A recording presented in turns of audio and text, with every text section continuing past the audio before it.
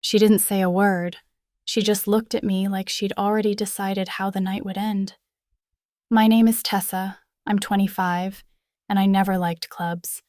Too loud, too crowded, too much pretending. But that night, something about the noise felt right. Maybe it was the bass pulsing like a heartbeat, or maybe it was just the need to stop thinking for a while. The bar lights flickered between blue and gold, the air heavy with perfume and laughter. I was leaning against the counter, waiting for my drink, when I saw her. Short dark hair, straight cut to her jaw, confidence in every glance. She moved through the room like the music followed her. Then her eyes met mine, calm, direct, a little amused, like she'd caught me staring before I even realized I was. She was standing close enough for the light to spill over her shoulders. "You've been waiting long?" she asked. "For the drink or for something else?" I said. She smirked. "Maybe both." Her voice was low, playful, the kind that cut through the music without effort. I watched her signal the bartender with a flick of her hand.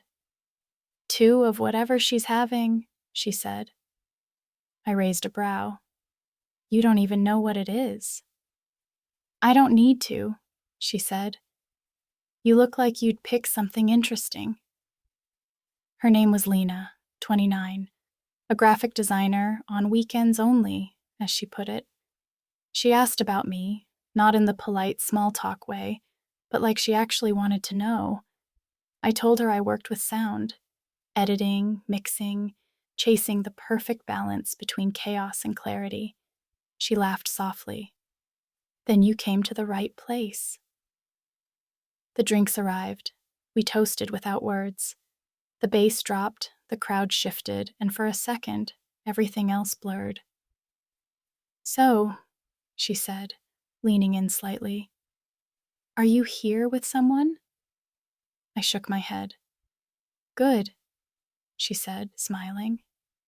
"Then I'm not interrupting." The strobe lights flashed over her face, catching the edge of a smile that wasn't quite steady. Maybe that's what pulled me in, the mix of confidence and something almost vulnerable underneath. When the DJ switched tracks, she tilted her head toward the dance floor. "Come on," she said. "I don't dance." "You don't have to," she said.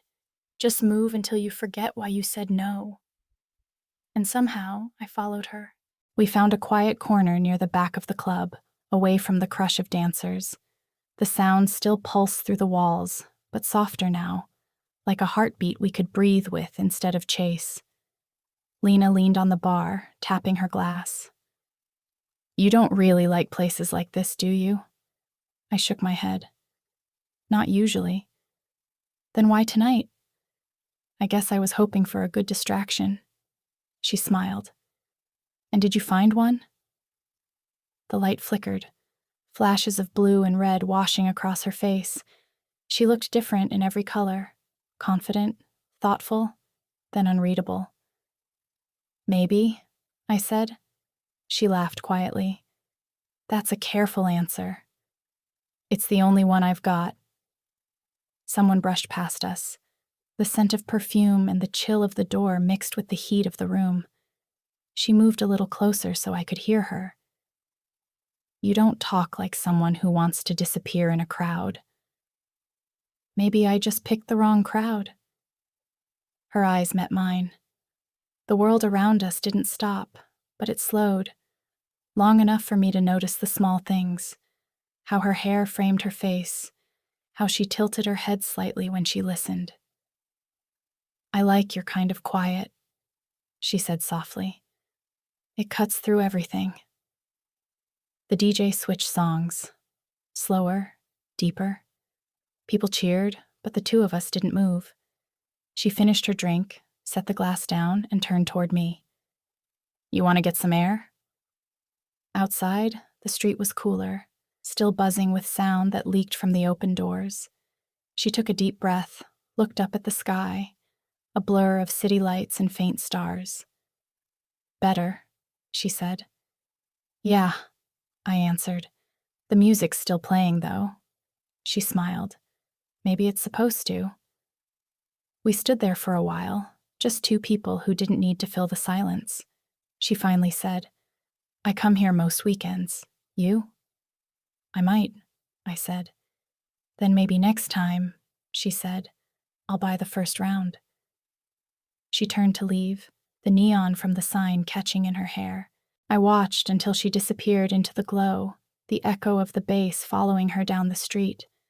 I didn't know her last name, but somehow I knew this wasn't the end of the song.